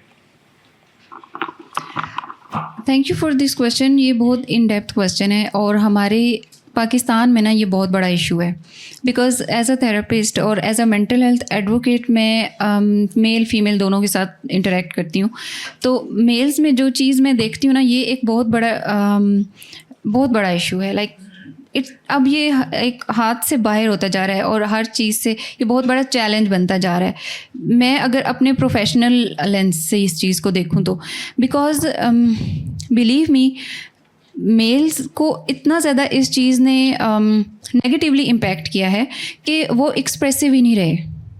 अभी जो रिलेशनशिप इश्यूज़ चल रहे हैं, बहुत ज़्यादा चल रहे हैं हमारी सोसाइटी में, और मेल्स के अंदर जो मेंटल हेल्थ इश्यूज़ हैं वो भी बहुत ज़्यादा हैं। लाइक ऑफ कोर्स सब में हैं, लेकिन मेल्स की मैं अभी जब पर्टिकुलरली बात करूं तो हैं, लेकिन मेल्स एक्सप्रेसिव नहीं हैं। अब ये जो बचपन से एक चीज़ सिखाई गई है, और मेल्स में इमोशनल इंटेलिजेंस नहीं है, लेकिन अब सारी चीज़ों का इल्ज़ाम हम अगर पेरेंट्स को देते हैं, लेट्स से, या पेट्रियार्की को, या किसी भी इस तरह के डायनामिक को देते हैं, तो कुछ हल तो नहीं निकलेगा ना उसका। हल तो ये है कि हर जो मेल है वो अपने तौर पे वर्किंग करे, वो अपने तौर पे इमोशनल इंटेलिजेंस डेवलप करने की कोशिश करे, क्योंकि सारे इश्यूज़ जो हैं वो इमोशनल इंटेलिजेंस की वजह से ही आते हैं। और ये तो डेफिनेटली हर बंदे को इस चीज़ पे काम करने की ज़रूरत है, मेल फीमेल हो। बट अगर आपने एज अ मेल पर्सपेक्टिव से बात पूछी है तो मैं इसलिए अलग से बता रही हूँ, क्योंकि आप देखें कि न्यू रिसर्चेज़ के अकॉर्डिंग IQ अगर बहुत ज़्यादा हो तो आप इतने, अगर सक्सेस रिसर्चेस को आप खुद भी सर्च कर लीजिएगा, IQ अगर बहुत ज़्यादा हो तो आप इतने सक्सेसफुल नहीं हैं। अगर जिनका इमोशनल इंटेलिजेंस वो ज़्यादा थी, लाइक इमोशनली इंटेलिजेंट ज़्यादा थे, वो और ज़्यादा सक्सेसफुल थे, और जो सोशली ज़्यादा इंटेलिजेंट थे, SI, वो और ज़्यादा सक्सेसफुल थे। तो सोशल जो कॉन्टेंट होता है उसको भी बिल्ड करने के लिए इमोशंस के साथ कनेक्ट होना बहुत ज़रूरी है, एम्पैथी बहुत ज़रूरी है, एक्सप्रेसिव होना बहुत ज़रूरी है, एक human to human, soul to soul बात करना बहुत ज़रूरी है, अंडरस्टैंडिंग बहुत ज़रूरी है। तो ये चीज़ें आप में तभी आएंगी जब आप अपने ऊपर वर्किंग करेंगे। अब आज इस प्लेटफॉर्म पे मैं ये भी बात बता देती हूँ कि एज अ थेरेपिस्ट भी मुझे इस चीज़ में बहुत चैलेंज का सामना करना पड़ता है, क्योंकि क्लाइंट्स जो होते हैं, मेल क्लाइंट्स, वो थेरेपी बीच में आई एम सॉरी अगर मेरे क्लाइंट्स यहाँ पे देख रहे हैं, तो थेरेपी बीच में एक्चुअली वो पॉज कर देते हैं। अब उसमें होता ही है कि जब एक चीज़ आहा मोमेंट की तरफ जाती है ना, जब थेरेपी रियली वर्किंग करना शुरू होती है, तो हमारे अंदर एक अर्ज होती है कि हम अब भाग जाएं, क्योंकि सब चीज़ें तो ठीक हो रही, लेकिन वो प्रॉपर, अब तभी तो वर्किंग करना स्टार्ट हुई है। लेकिन जो मेल्स होते हैं वो मोस्टली जो है वो प्रोसेस को कंप्लीट नहीं करते। दूसरी चीज़ ये है कि आप ये देखें कि मेरे पास फीमेल क्लाइंट्स आती हैं, या कोई भी जो क्लाइंट्स आते हैं, तो वो अपने अराउंड जो मेल्स के बारे में बात करते हैं, वो ये कहते हैं कि मेरा हस्बैंड, मेरा भाई, या ये जो लोग हैं ये थेरेपी पे बिलीव नहीं करते। अब वो थेरेपी पे क्यों बिलीव नहीं करते, इसकी वो लॉजिकल रीज़न देते हैं, बट उसकी लॉजिकल रीज़न नहीं है। उसकी रीज़न ये है कि उसमें आपको एक्सप्रेस करना पड़ता है, और मेल्स को इतना डराया गया है, इतना उनकी ये कंडीशनिंग की गई है कि आपने एक्सप्रेस नहीं करना, बस कुछ भी हो जाए। तो थेरेपी में आपको फेस करना पड़ता है अपने इमोशंस को, इसलिए ये एक डिफेंस मैकेनिज़्म है जिसको हम कह सकते हैं रैशनलाइजेशन, कि रैशनलाइज कर लो कि अच्छा थेरेपी इज़ लाइक नथिंग, तो कोई ज़रूरत नहीं है जाने की। Do you agree? Ma'am I hope it helped this answer. Hi ma'am. But मैं भी इतनी ही परेशान हूँ जितने आप परेशान हैं इस बारे में. Hello ma'am. Can we control the emotion of one other person, our loved one? I think कि जो इमोशंस हैं वो एक नेचर, उनकी पर्सनालिटी का पार्ट होते हैं. जैसे अभी किसी पर्सन को गुस्सा आता है तो वो हम उसे अगर कह भी दें या ख़ुद भी थोड़ी देर कंट्रोल कर लेगा, लेकिन अगली नेक्स्ट सिचुएशन में दोबारा वो इसी तरह ही बिहेवियर करता है. तो अब हम अपने इर्द गिर्द के जो लोग हैं उनकी कैसे घर पर या फैमिली में उनकी जो है ना ये थेरेपी कर सकते हैं. Okay, got it. देखें, आप दूसरे को चेंज नहीं कर सकते कभी भी, लेकिन एक मज़े की बात ये है कि जब आप अपने ऊपर वर्किंग स्टार्ट करते हैं तो आपके अराउंड लोग चेंज हो जाते हैं, आपके अराउंड पूरा इन्वायरमेंट चेंज होना शुरू हो जाता है. पहले बहुत रेजिस्टेंस आती है, लेकिन फिर एक्सेप्टेंस आना शुरू हो जाती है. तो हर चीज़ का सोल्यूशन अपने ऊपर वर्किंग करने में है. दूसरों को कंट्रोल करने में या दूसरों को चेंज करना इट्स नॉट पॉसिबल. जैसे आपने पहले ही कहा कि मेल तो जाते ही नहीं है ना, इस तरह के उनकी थेरेपी की जाए. स्पेशल किसी, जैसे आप ये काम कर रही हैं तो बेहतर है कि उनके घर वाले अगर ये काम कर दें और वो ठीक हो जाए तो ज़्यादा ठीक नहीं है. देखें, फैमिली में या आपके जो क्लोज़ रिलेशनशिप्स होते हैं ना, उनमें डायनामिक डिफरेंट होते हैं. लाइक इवन मैं एज अ थेरेपिस्ट भी अपने घर वालों की थेरेपी नहीं कर सकती बिकॉज रिलेशनशिप डायनामिक डिफरेंट है. So just focus on yourself. Okay, thank you. Welcome.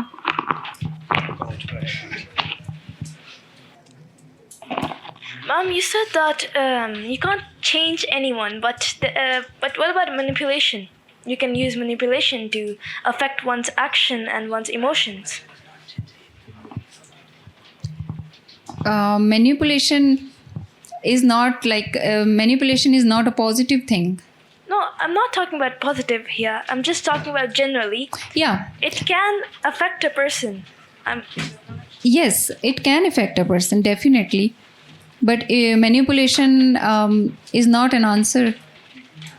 Manipulation is like something. इसका ये हिसाब है कि आप अपने ऊपर वर्किंग नहीं करना चाहते, अपनी चीज़ों को आप इग्नोर करने के लिए दूसरों को मैनिपुलेट कर रहे हो. सो दोनों में से किसी को फ़ायदा नहीं होगा. Nothing. It doesn't work. Okay. Thank you.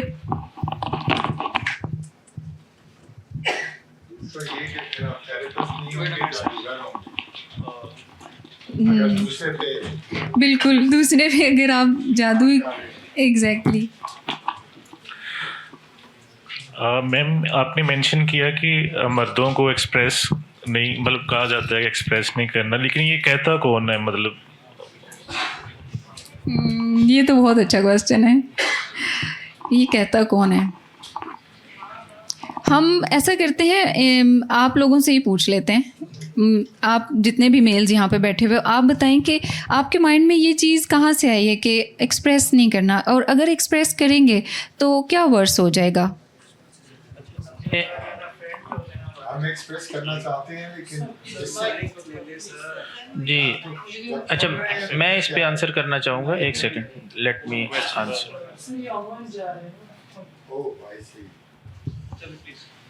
इसमें मतलब कई सारे पर्सपेक्टिव है. ब्लॉकेज ऑफ इमोशंस जहाँ से लीड करती है, तो मेरे ख्याल से मतलब जैसे start of the period upbringing के दौरान ही मेल जो हैं इस सोसाइटी से, फैमिली से इस तरह के फ्रेजेस सुन रहे होते हैं, मर्द को दर्द नहीं, तो डिफरेंट एक तरह से उसकी लर्निंग हो रही होती है. मेरा ये ज़ाती ख्याल है. मतलब इसके कई सारे पर्सपेक्टिव हैं जिसमें से एक बता रहा हूँ. बिल्कुल, I agree. Thank you.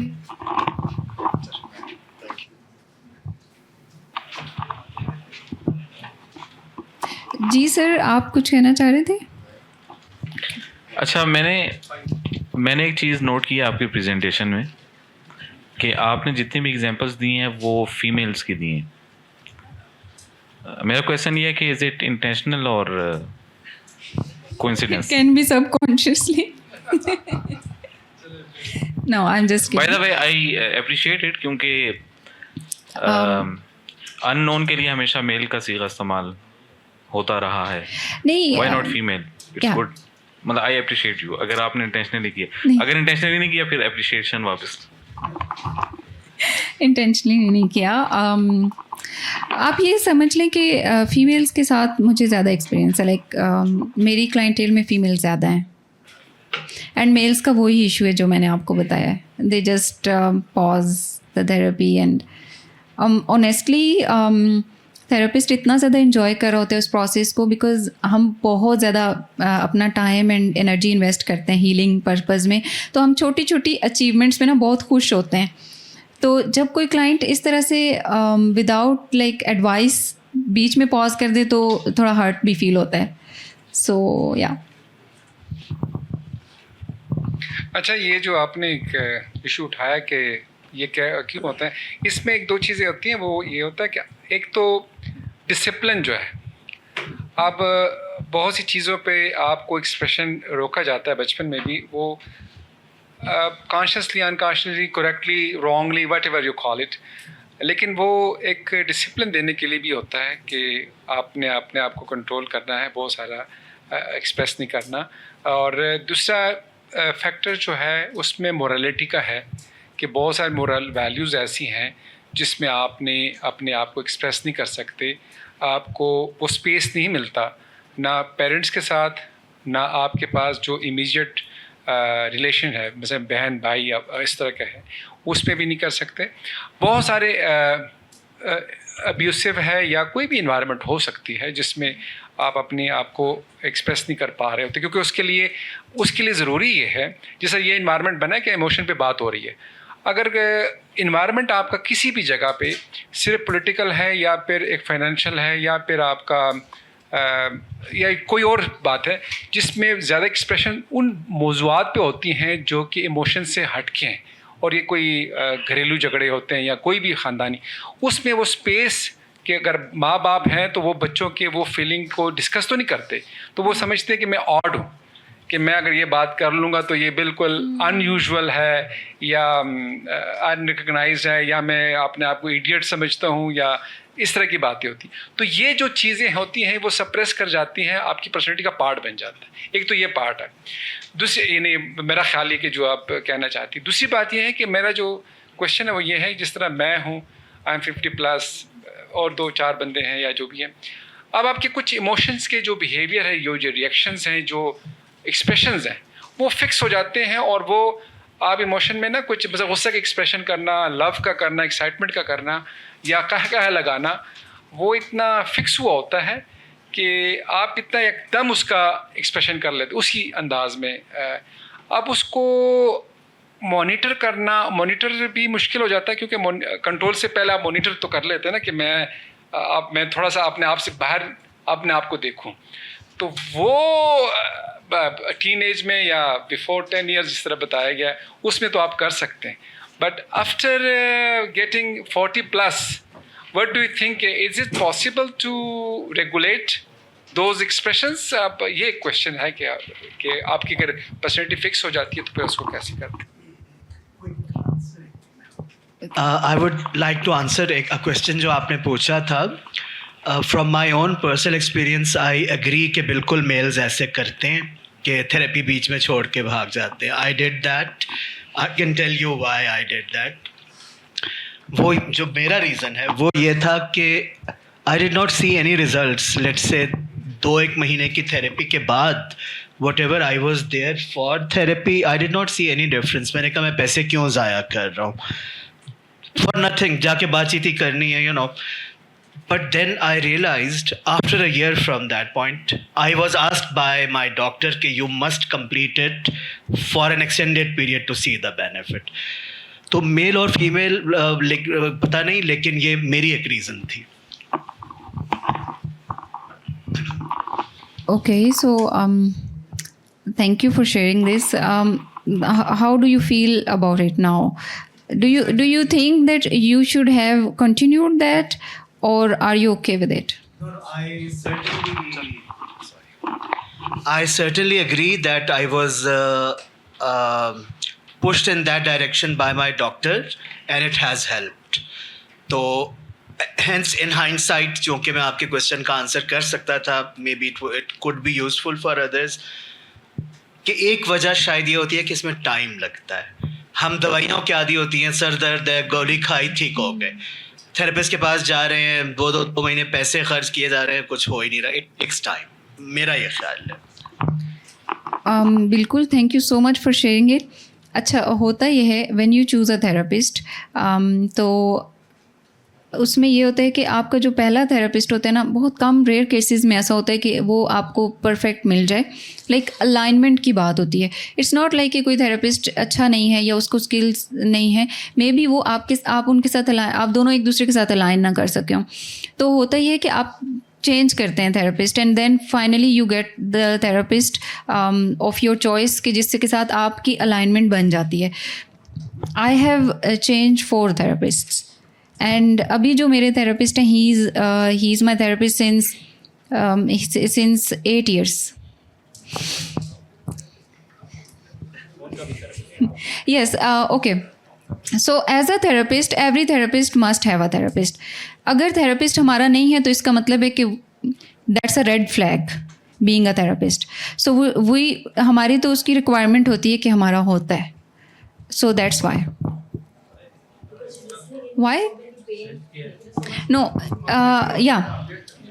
It's like that, and okay, the another reason is कि हमें अपने ऊपर वर्किंग करना बहुत ज़रूरी होता है पहले फील्ड में आने से पहले. So we have to resolve all the traumas and everything before, क्योंकि इंसान की साइकी बहुत कॉम्प्लिकेटेड होती है. डे 1 से हम बहुत सारे इमोशंस फील कर रहे होते हैं, बहुत सारे. अगर हम ये कहें कि हमारा हैप्पी चाइल्डहुड था, स्टिल कुछ ना कुछ हुआ होता है कि जिसकी वजह से, तो वो जो एक सेल्फ अवेयरनेस होती है ना, वो बहुत ज़रूरी होती है हमारे लिए. क्योंकि वही जो मैंने आपको बात बताई थी कि अगर हम अपने बारे में, अपने इमोशंस को अंडरस्टैंड करते हैं, तो हम दूसरों के साथ भी एम्पैथी शो कर सकते हैं, उनको अंडरस्टैंड कर सकते हैं. तो it's like that. So that's why for a therapist it's really necessary for them to be in therapy first. जी, आपने एक क्वेश्चन किया था कि why man are not more expressive as compare to women. Sure. Doctor John Gray, उसी का जवाब देना चाहता हूँ. डॉक्टर जॉन ग्रे ने जो बेसिकली लिखा है जेंडर साइकोलॉजी के ऊपर, man are from Mars, he says के man they manage themselves whenever they are emotionally disturb, तो they go into their caves and they regroup, refresh there, as compare to women. Man जो हैं वो mostly actionable domain में होते हैं, where as female जो होती हैं वो फैंटेसी डोमेन में ज़्यादा होती हैं. अगर आप एक्सक्लूसिवली बात करते हैं मैन की, बिकॉज रिलेटिव बात हो रही है ना. और दूसरा जो फैक्टर है वो है हमारी सोसाइटल एनवायरनमेंट. हमें यही बताया जाता है कि man have to be brave. अगर वो इमोशनल वीकनेस अपने आप को एक्सप्रेस करेंगे तो there is always a fear of judgement, जो कि बचपन से इंस्टिल किया जाता है हमारी सोसाइटी के अंदर. Probably that could be along with other multiple causes. Thank you. Thank you for your opinion, and I agree with that. Yeah.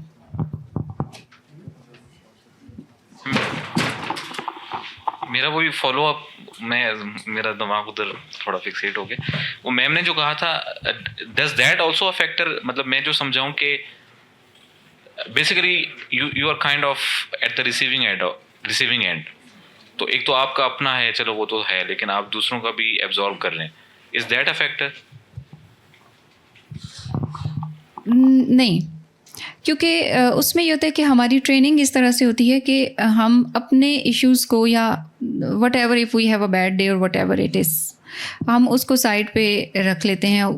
हमारी वो एक प्रोग्रामिंग इस तरह से हो जाती है माइंड की कि वो चीज़ हम बायसनेस नहीं बीच में लाते, अपने एक्सपीरियंसेस की बेस्ड पे ऐसा इस तरह की चीज़ नहीं आती बीच में. सो वो एब्जॉर्ब करने वाली बात नहीं है. और दूसरी चीज़ ये कि मैं एक रेकी हीलर भी हूँ. तो रेकी हीलर जिसमें I don't know if we can talk about other healing techniques hair.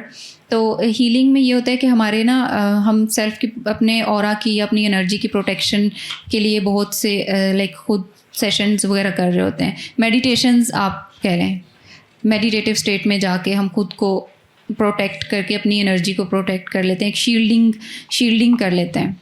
सो या आप कुछ कहना चाह रही हैं?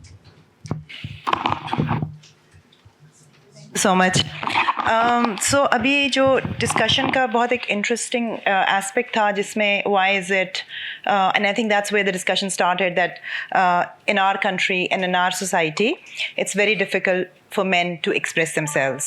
And like you said, lots of relationships are coming to an end because of this very fact. It could be one of the factors why it's happening. So आपने कुछ लोगों ने बड़ी अच्छी बात की कि it's the societal norm as well. The cave वाली चीज़, maybe it's a Western concept, maybe they have that. I'm not denying कि पाकिस्तान में नहीं होगा, लेकिन for me, I have experienced and I have seen that when a child is born, regardless of being born a male or a female or even a transgender, I would say, it's like a child cries when a child is hungry. ठीक है ना, बच्चा 2 time पे रोता है बचपन में, जब वो बोल नहीं सकता, जब उसको भूख लगी होती है या जब उसकी नैपी गंदी हो जाए या उसको कोई ना कोई पेन हो रहा हो, stomach pain. So it's a normal natural human response to cry in pain और hunger. It could be anything. But as the child grows, we start telling, हम अपने बच्चों को कहना, बेटों को कहना शुरू करते हैं, लड़के रोते नहीं हैं. लड़का गिर गया, लड़के की उंगली टूट गई, लड़के को कुछ भी हो जाएगा तो लड़के ने रोना नहीं है. Where is this coming from?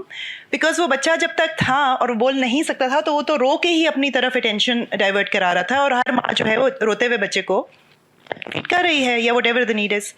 So where is this thought coming कि लड़के ने रोना नहीं है, चाहे वो बाप होगा या वो माँ होगी.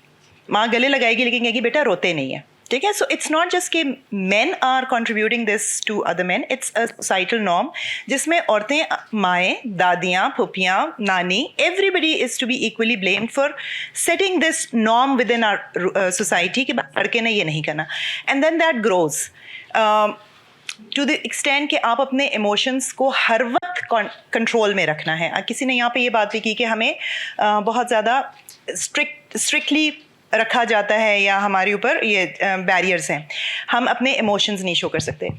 And at the very same time I think Pakistani society and Pakistanis in general R extremely emotional. Cricket match जीते तो भी हम इमोशनल हैं और क्रिकेट मैच हारे तब भी हम इमोशनल हैं. कुछ भी हो गया तो हम सबसे पहले अपनी, एंड मैं ये नहीं नेगेटिवली मैं ये बात नहीं कर रही, लेकिन हम दुकानें भी तोड़ने चले जाएंगे, हम दीवारें भी ख़राब करेंगे. स्वीडन में कोई किस्सा हो गया, जो भी हुआ हमारे जहाँ पे हमारे रिलीजन को हिट करते हैं तो we become extremely emotional. So it's not that we are unable to express our emotions, we are very emotional. 2 गाड़ियों में लड़ाई हो जाती है, सड़कों पे हम लड़ने मरने को तैयार होते हैं, that is also an emotion. So there are certain areas जहाँ पे हमें इमोशनल होने की स्पेस है, लेकिन जहाँ पे पर्सनल रिलेशनशिप आता है which stems from the family itself, क्योंकि माँ बाप ने रोका है और एक्सटेंडेड फैमिली ने हमें रोका है, तो हम वो चीज़ नहीं एक्सप्रेस कर पाएंगे. नाउ इज़न्ट इट इंटरेस्टिंग कि जब हम पाकिस्तान के एयरपोर्ट पे जाते हैं तो अगर मियाँ बीवी, मतलब मियाँ बाहर से आ रहा हो या बीवी बाहर से आ रही हो, तो we never hug, we never even hold each others hands. It can not be, and I fail to understand why not. बहन भाई अगर जब वो नाजिया हसन और जुहेब जो 50s में हैं यहाँ पे, जब उन्होंने साथ गाना गाना शुरू किया तो हमारी ही सोसाइटी कितनी अगेंस्ट हो गई कि ये बहन भाई, ये कितनी मायूब बात है कि बहन भाई स्टेज पे खड़े होकर नाच रहे हैं और गा रहे हैं. We can not be happy together publicly, that is another emotion. So हमारे लिए सिर्फ वो हर्ट नहीं है, हम किसी तरीके से भी जहाँ ना हम खुशी देख सकते हैं ना हम रोने वाले को जाके सहारा दे सकते हैं. मुझे कोई लड़का यहाँ पे स्माइल कर दे या आदमी भी स्माइल कर दे तो मैं एकदम से फ्राउन करूँगी. यही स्माइल मुझे बाहर की जाए तो मैं उससे बड़ी स्माइल उसको देके थैंक यू कर दूँगी, and I just move on. This which happens immediately. इसी जहाज़ में मैं जाऊँगी ना पाकिस्तान से ज़रा सा बाहर, so I am a different person, I am more receptive to everyone even if it's a Pakistani. Because पूरी सोसाइटी में हमें सिखाया गया है, and it's not just for men, it's for women as well. We can not be expressive. अगर आप office में रो पड़ेंगे तो आइदर योर मेनोपॉज़ल और आपकी शादी नहीं हुई तो आपके इमोशंस हैं, मतलब आपको हर किस्म की स्टेजेस से गुजरना पड़ता है. पब्लिक स्पेसेस में you can not show any kind of emotion, but anger yes, झगड़ा yes, we are allowed to do certain emotions and we are allowed not to do certain emotions. It stems from our homes. But जो बात है ना कि आपने एक बड़ी अच्छी बात की, we can't change others. लेकिन जिन बच्चों को, चले मेरी जनरेशन के बच्चों को जिनको घरों में बहुत सख्ती से पाला गया था, we are not gen Z, gen A, which all this ABCs, हम तो बस एक नॉर्मल एक जनरेशन थे जो पल गए. सो what happens now when I reflect back, computer खोल सकते हैं, रिसर्च कर सकते हैं, साइकोलॉजी पढ़ सकते हैं, कोटेशंस दे रहे हैं हम और किताबों से. Why can't we work on ourselves now? हम वैसे माँ बाप तो अब नहीं रहेंगे ना. अगर हमने ये बचपन में सुना तो am I reinforcing the same pattern again? And that is where the question lies. We are sitting here, we all understand this is something that was wrong to us, but are we adding to it or have we stopped it? So it starts with the person, it starts with an individual, it starts with the home, and then it's reflected in the society. So thank you for opening up this space for this kind of a discussion, and thank you.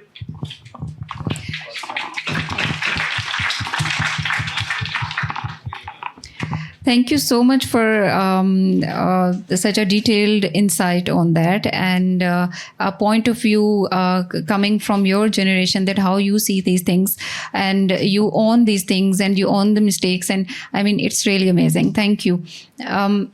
यहाँ पे 2 points थे जिन पे मैं अपना opinion देना चाहूँगी. एक जिसमें आपने कहा कि बच्चा जो होता है वो घर में क्योंकि अलाउड नहीं होता बात करना, और जो घर की औरतें होती हैं वो कहती हैं कि आप तो लड़के हो तो लड़के कैसे रो सकते हैं, ये सारी जो फ्रेजेस हम यूज़ करते हैं.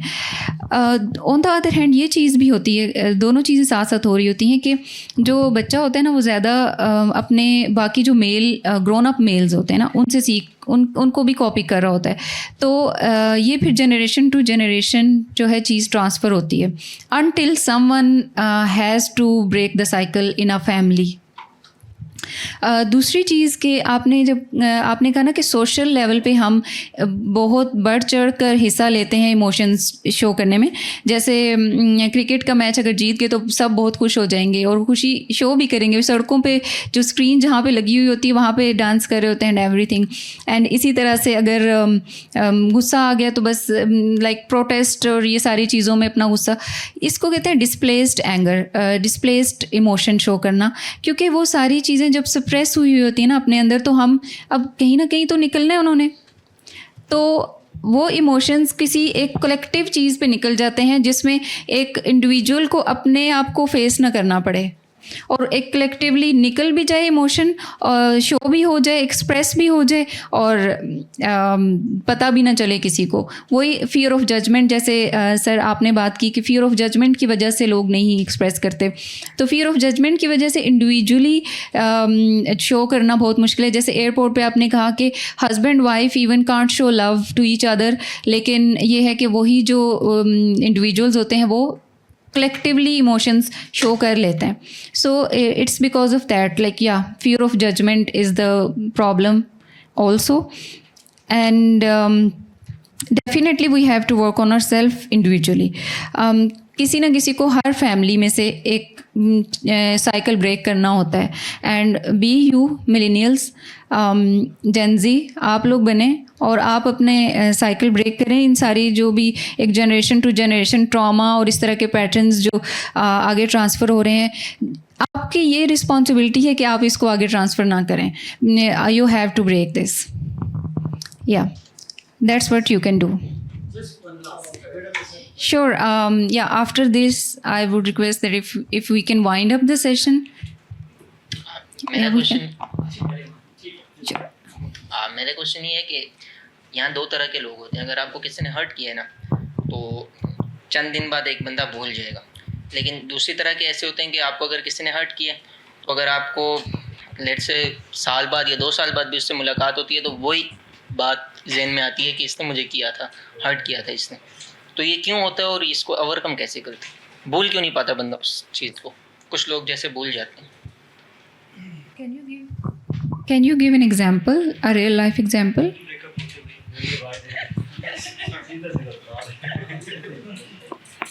जैसे कि ये कि अगर किसी के साथ आपकी लड़ाई हो गई, ठीक है, और उसने आपके साथ बुरा किया, तो इवन कि दोबारा आपका उसके साथ हो गया, दोबारा आपकी दोस्ती हो गई, लेकिन वो एक रह जाता है.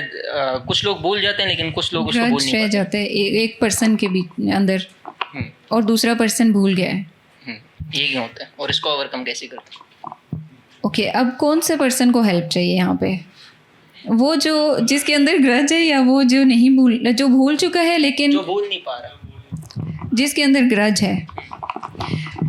इसका मतलब है कि उस पर्सन ने अपना वो इमोशन अभी तक प्रोसेस नहीं किया और वो वहीं पे है, और वो बार बार सरफेस पे आएगा किसी ना किसी सिचुएशन में, until you process that emotion. और उस इमोशन को किस तरह से प्रोसेस करना है, ये आज मैंने बहुत सारी टेक्निक्स दी हैं. सिट विद दैट इमोशन, थोड़ा सा टाइम निकाल के उसके साथ बैठें, उस इमोशन के साथ उसको फील करें, उसके साथ कनेक्ट करें और उससे पूछें व्हाट डज़ इट वांट. आप हैरान रह जाएंगे कि ये जो इमोशन है ये उस दोस्त से नहीं आ रहा, ये कहीं बहुत पहले से आ रहा है. Hope it answers your question. जब उसे याद करना कि यार आप क्यों बार-बार इस चीज़ को पॉइंट आउट कर रहे हो, तो आगे से जवाब होती है यार मैं तो शुगर लगा रहा हूं.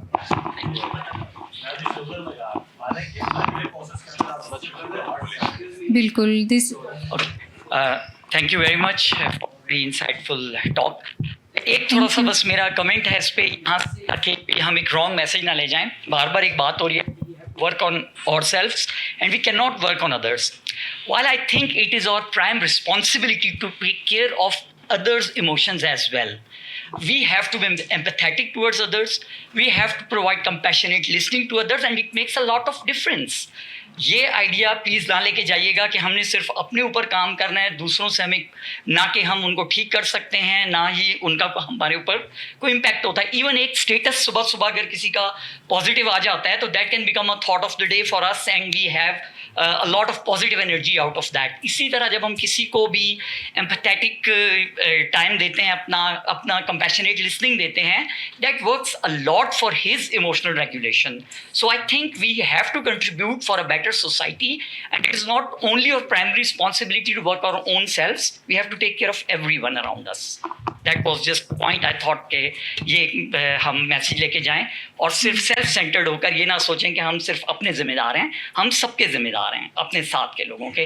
That's how we can change the society, and that's how we can bring a positive impact on society. It is just my viewpoint on this. Thank you.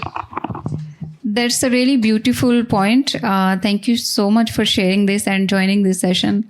I would like to add something here कि देखें, अगर एक person के अंदर बहुत कुछ unaddressed है, बहुत से इमोशंस एड्रेस नहीं हुए हुए, कुछ भी एड्रेस नहीं हुआ, सेल्फ अवेयर नहीं है, अगर वो पर्सन उसने अपने ऊपर वर्किंग नहीं की हुई, तो उसके अंदर वो एक्टिव लिसनिंग, और ये तो नेक्स्ट लेवल, मतलब उससे नेक्स्ट स्टेप की चीज़ें हैं. एक्टिव लिसनिंग, एम्पैथी वहीं से आएगी जब वो अपने ऊपर वर्किंग स्टार्ट करेगा. तो फर्स्ट स्टेप तो फिर भी अपने आप से स्टार्ट होता है, एंड ये चीज़ खुद ब खुद आ जाएगी कि जब आप चाहते हो, आप जब अपने आप को अवेयर अपने आप से होते हो ना, तो फिर आप चाहते हो कि दूसरे जो है आपकी बात सुने, देन आप में एम्पैथी भी आना शुरू हो जाती है कि अब मैंने भी इस पर्सन की बात एक्टिवली सुननी है, एम्पैथी शो करनी है मैंने भी. So I think this starts from yourself, and then आप ये आहिस्ता आहिस्ता चीज़ें डेवलप करते हो. And yes, it's really important. यहाँ से क्वेश्चन आया था कि क्या हम दूसरों को कंट्रोल कर सकते हैं? नहीं, आप दूसरों को कंट्रोल नहीं कर सकते, बट आप उनको एक स्पेस दे सकते हैं कि जहाँ पे वो अपने आप को एक्सप्रेस कर सकें. या